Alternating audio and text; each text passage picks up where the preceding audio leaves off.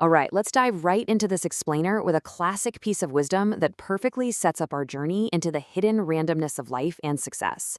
You've probably heard legendary baseball coach Yogi Berra say, "It ain't over till it's over," right? Or maybe the slightly less dignified, "It ain't over until a fat lady sings." Well, what's really fascinating is that this modern Brooklyn slang is actually an echo of pure Attic Greek. It's a concept championed way back by the ancient Greek lawmaker Solon. Both of these guys were hitting on a profound and honestly mostly ignored truth about how we completely misjudge success when we're still just in the middle of the game. So our source material today is Nassim Nicholas Taleb's eye-opening book, Fooled by Randomness. And let me tell you, it completely shatters our everyday illusions.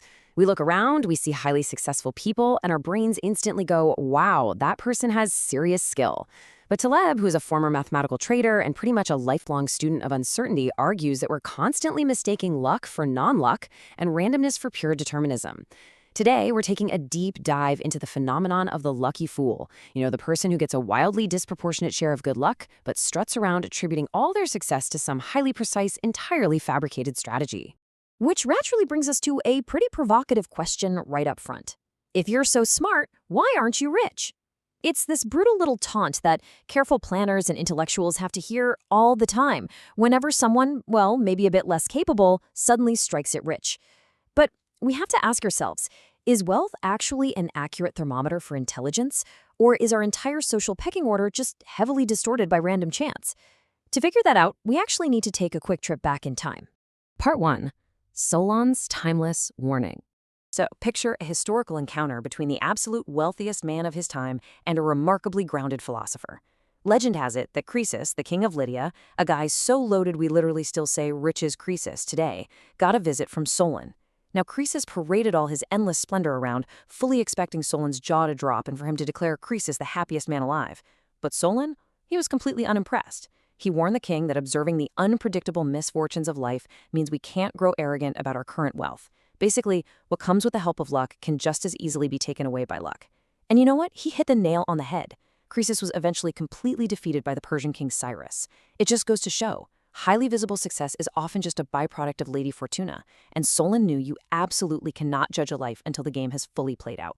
Part 2. A Tale of Two Traitors. Okay, let's bring this ancient wisdom into the modern world. Imagine two neighbors working on Wall Street. First up, we have Nero Tulip. Nero has degrees from Cambridge and the University of Chicago. He's a highly educated, conservative proprietary trader. He's incredibly risk-averse, focusing on long-term survival rather than flashy, massive payouts. Because of this, he drives a 10-year-old VW Cabriolet and lives in a pretty modest house. Then, right across the street, you've got John, the high-yield trader. John is, to put it bluntly, an arrogant, shallow thinker. But man, he has massive, highly visible wealth. He's got the giant house that keeps undergoing renovations, 2 top-of-the-line German cars, and a collectible Ferrari in the driveway. Now, Nero is a deeply logical guy, but seeing John's massive, visible wealth every single day, it triggers deep feelings of inadequacy. It's that primal animal pecking order kicking in. Nero can't help but wonder, is John actually a better trader? Should I have just tossed my intellectual rigor out the window and taken more reckless risks? Part 3.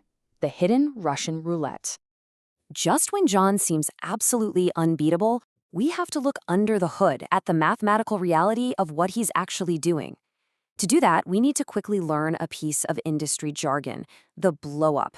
On Wall Street, blowing up doesn't just mean having a bad day and losing a couple of bucks. It means losing more money than you ever thought possible, to the point where you are literally thrown out of the business. It's the professional equivalent of a doctor losing their medical license or a lawyer getting disbarred. And here's the kicker. This is the invisible risk hovering right over John's head every single day in the high-yield market.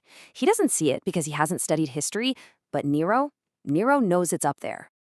And this perfectly illustrates a mind-bending concept called alternative histories. Just imagine an eccentric billionaire offers you $10 million to play one single round of Russian roulette. 6 chambers, 1 bullet. You pull the trigger, and if you survive, boom, you're an instant multimillionaire. So, mathematically, there are 5 alternative histories that lead you becoming filthy rich, and 1 alternative history that leads to a rather grim obituary. The problem? Reality only ever shows us the surviving histories.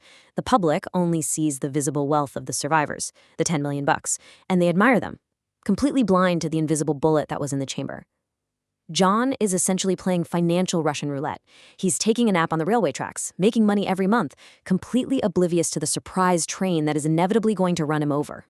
So before we find out what actually happens to John, we really have to ask ourselves, is it genuinely possible to separate actual skill from pure dumb luck just by looking at someone's bank account?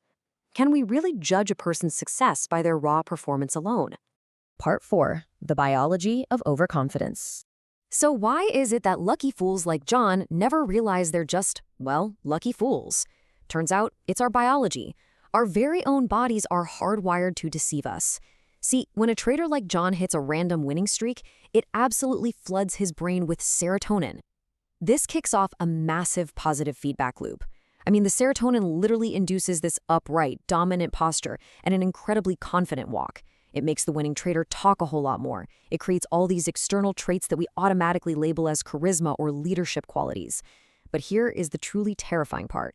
Our hormonal system, it has no clue if those successes came from careful strategy or pure randomness. It completely fools the human body into confusing random luck with sheer genius. So John is strutting around, acting like a master of the universe, and society treats him exactly like one, all because Lady Fortuna handed him a temporary winning ticket. Well, fast forward to September 1998. The Russian roulette bullet finally fires in the high-yield markets. The surprise train arrives. One morning, Nero looks out his window and spots John standing in his front yard. But the swagger, it's completely gone.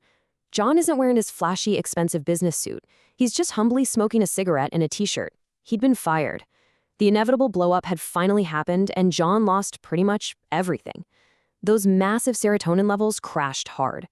It definitively proved that John's visible success was nothing more than a highly leveraged, incredibly dangerous illusion. And meanwhile, Nero's boring, conservative, risk-averse strategy was entirely vindicated because his wealth, even though it was smaller, was fully, genuinely his own. Part 5. Why boring is better. So what's the big takeaway for us here? How should we evaluate the paths we choose in life, knowing that randomness is always lurking in the shadows? Well, let's consider two everyday guys. John Doe A is a janitor who hit the jackpot, won the lottery, and moved to a wealthy neighborhood. John Doe B is a dentist who's just been steadily drilling teeth for 35 years. If you could somehow force both men to relive their lives 1,000,000 times, exploring all those alternate histories we talked about, the janitor is only wealthy in one incredibly rare outcome. In the other 999,999 lives, he's just spending his hard-earned wages on useless lottery tickets. But the dentist? If he relives his life 1,000,000 times, he achieves stable, comfortable wealth in almost every single one of those possible outcomes.